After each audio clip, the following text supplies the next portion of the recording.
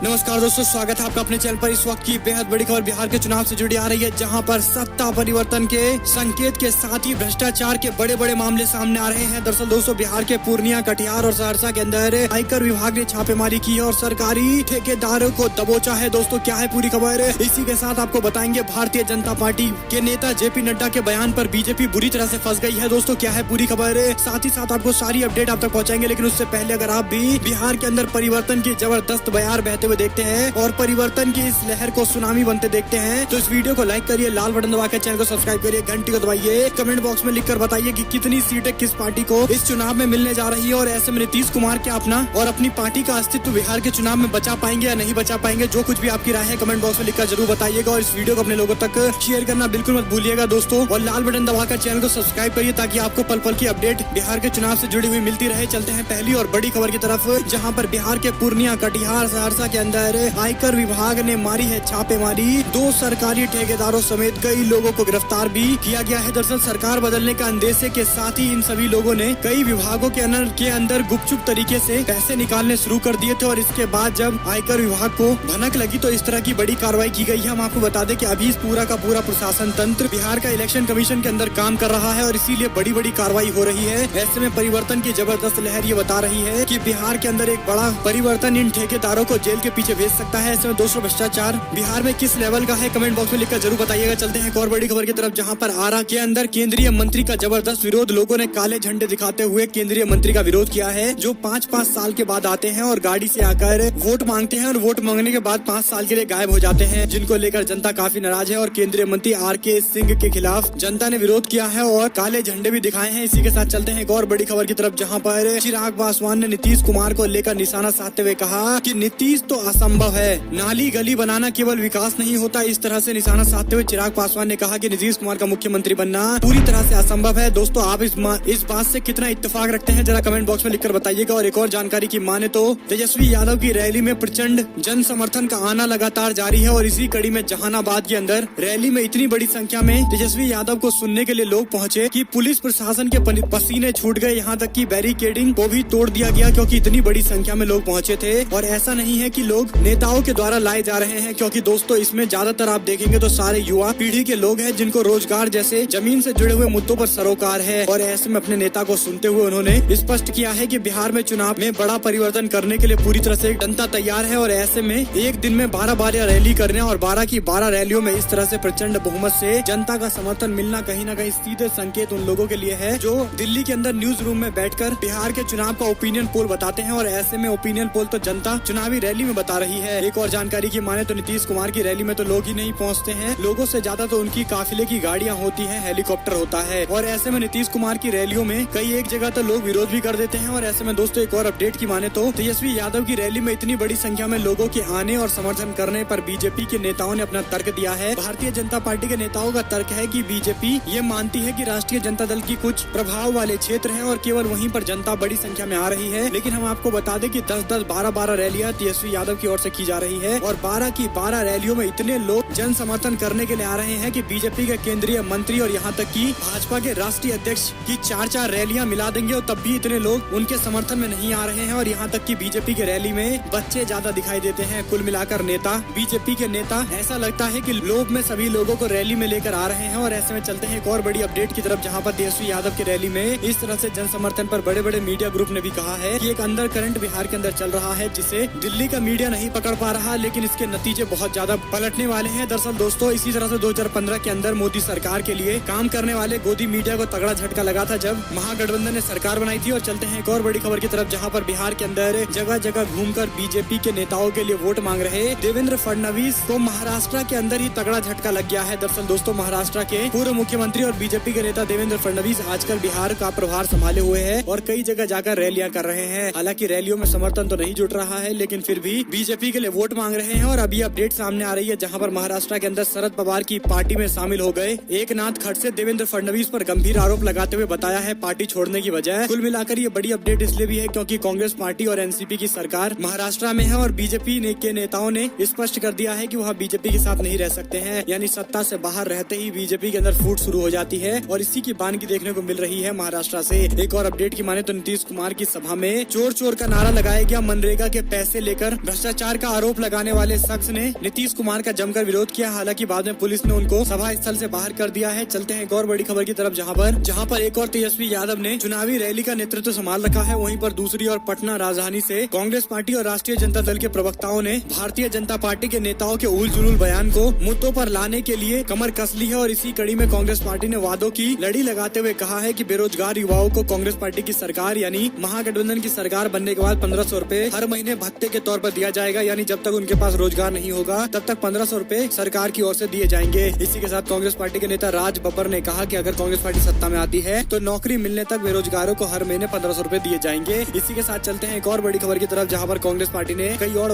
वादे किए हैं। जहां पर शराबबंदी को लेकर कहा है कि इसकी समीक्षा करनी बेहद जरूरी है, क्योंकि सरकार का रेवेन्यू का लॉस हो रहा है और दूसरी तरफ ब्लैक मार्केटिंग शराब की चल रही है। ऐसे में दोस्तों, क्या शराबबंदी को लेकर समीक्षा होनी चाहिए, और समीक्षा होनी चाहिए तो किस तरह का फैसला लेना चाहिए? क्या शराबबंदी हटा देनी चाहिए या फिर इम्प्लीमेंटेशन को और ज्यादा मजबूत करना चाहिए? आप लोगों की क्या कुछ राय है, जरा कमेंट बॉक्स में लिखकर बताइएगा। और एक और जानकारी की माने तो महाराष्ट्र के अंदर एकनाथ खड़से, तो वहीं पर बिहार के अंदर बीजेपी के दिग्गज नेता ने छोड़ी पार्टी, जनता दल यूनाइटेड में शामिल हो गए। भाजपा की ओर से एकनाथ खड़से के इस्तीफे की पुष्टि के साथ ही जहां पर महाराष्ट्र की सियासत के अंदर अब हलचलें तेज हो गई है, वहीं पर दूसरी ओर भारतीय जनता पार्टी की प्राथमिक सदस्यता से इस्तीफा देते हुए प्रदेश के पूर्व विधान परिषद और भाजपा के नेता अनुज कुमार सिंह ने भारतीय जनता पार्टी की प्राथमिक सदस्यता से इस्तीफा दे दिया है। सीएम नीतीश कुमार ने उनको जनता दल यूनाइटेड की सदस्यता भी दिलवाई है। और ऐसे में एक और अपडेट की माने तो पंजाब के अंदर 69,000 किसानों को बड़ी राहत दी गई है। सरकार यानी कैप्टन अमरिंदर सिंह की सरकार ने 61.49 करोड़ रुपए के ऋण माफ कर दिए गए हैं, ऋण के ब्याज माफ कर दिए गए हैं और ऐसे किसानों को बड़ी राहत दी गई है। दरअसल दोस्तों, किसान प्रधान क्षेत्र है पंजाब और इस तरह से पंजाब के अंदर किसानों के लिए कांग्रेस पार्टी की सरकार, कैप्टन अमरिंदर सिंह की सरकार दिन रात काम कर रही है। उत्तर प्रदेश और बाद में बिहार के अंदर कांग्रेस पार्टी ने अपने घोषणा पत्र में कहा है कि वह किसानों के कर्ज भी माफ करेगी और किसानों को राहत पहुंचाएगी। एक और जानकारी की माने तो सुशील मोदी ने तेजस्वी यादव पर निशाना साधते हुए पूछा कि 10 लाख नौकरियों के लिए 58,000 करोड़ रुपए कहां से आएंगे, जिसके बाद तेजस्वी यादव ने निशाना साधते हुए जवाब दिया है। उन्होंने कहा कि 30,000 करोड़ से ज्यादा का घोटाला बीजेपी और जनता दल यूनाइटेड सरकार के अंदर घोटाले के तौर पर सामने आई है बातें। चाहे 1000 करोड़ का सृजन घोटाला हो या फिर कुल मिलाकर 30,000 करोड़ का घोटाला, इन घोटालों को रोककर हम जनता को पैसा सरकारी नौकरी के तौर पर, सैलरी के तौर पर पहुंचाएंगे और उनके खर्चे के बाद बिहार की अर्थव्यवस्था में एक नया बूम देखने को मिलेगा, जिससे कई और साइड में रोजगार भी चालू किए जाएंगे। यानी कुल मिलाकर दोस्तों, सरकार का एक कदम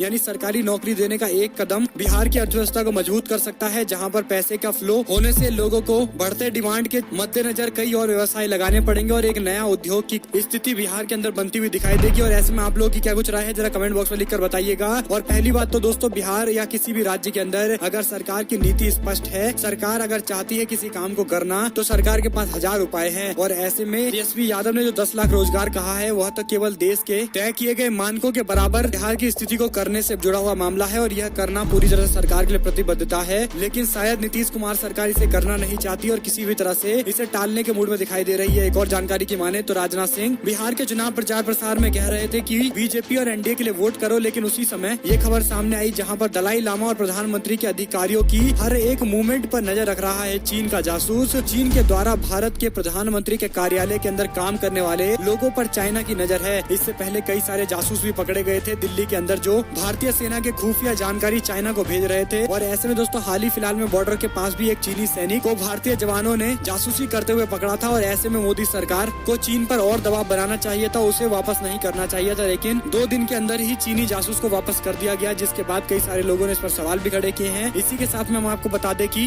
बौद्ध गुरु दलाई लामा और प्रधानमंत्री कार्यालय के अधिकारियों पर इस तरह से बड़े ही गंभीर स्थिति में जासूसी चाइना के द्वारा कराई जा रही है, जिसको लेकर देश के रक्षा मंत्री को कम से कम जवाब देना चाहिए था। बिहार के चुनाव में आए थे। और एक और जानकारी की माने तो ज्योतिरादित्य सिंधिया के बयान पर कांग्रेस पार्टी का निशाना, कहा ओहो इतना गुस्सा आता है महाराज को सबसे पहले कांग्रेस पार्टी और जनता से की गई गद्दारी पर माफी मांगना चाहिए, नौटंकी नहीं करनी चाहिए। और एक और अपडेट की माने तो ताजा सर्वे बता रहे हैं कि किस तरह से एनडीए के पक्ष में ऊंची जाति और मध्य निचली ओबीसी जातियों का समर्थन कम हुआ है, वहीं पर दलित समुदाय के लोग महागठबंधन के साथ दिखाई दे रहे हैं और तेजस्वी यादव से काफी उम्मीद दिखाई दे रही है। कुल मिलाकर बीजेपी के अपने ही कोर वोट में काफी कमी आती जा रही है और नीतीश कुमार की पार्टी के लिए तो कोई वोट करने के मूड में ही नहीं है। एक और जानकारी की माने तो बिहार चुनाव में नीतीश कुमार के सामने लालू यादव जिंदाबाद के नारे लगते ही नीतीश कुमार भड़क गए, कहा तुमको वोट नहीं देना तो मत दो, लेकिन इस तरह से अशांति न फैलाओ। दरअसल दोस्तों, तकरीबन 5 साल पहले 2015 में लालू के साथ मिलकर नीतीश कुमार रैली करते थे और इस दौरान जब लालू यादव के नारे लगते थे तब इनको कोई दिक्कत नहीं थी, लेकिन अब जब लालू यादव के नारे उनकी रैली में लग गए तो अचानक से बौखला गए हैं नीतीश कुमार। फिर ये सवाल खड़ा होता है कि पुराने वीडियो अगर चला दिए जाए तो नीतीश कुमार को कोई वोट नहीं देगा, क्योंकि उनके 6 साल के वीडियो में ही उन्होंने इतनी पलटी मारी है जिसका कुछ कहने का नहीं है। एक और जानकारी की माने तो योगी सरकार के अंदर न्याय नहीं मिलने से नाराज गाजियाबाद के अंदर धर्म परिवर्तन करने वाले परिवारों से मिले केजरीवाल, दिया समस्या समाधान करने का भरोसा। हम आपको बता दें कि गाजियाबाद के अंदर करहेड़ा के अंदर धर्म परिवर्तन करने के लिए ग्रामीणों को दिल्ली के मुख्यमंत्री अरविंद केजरीवाल ने मिलने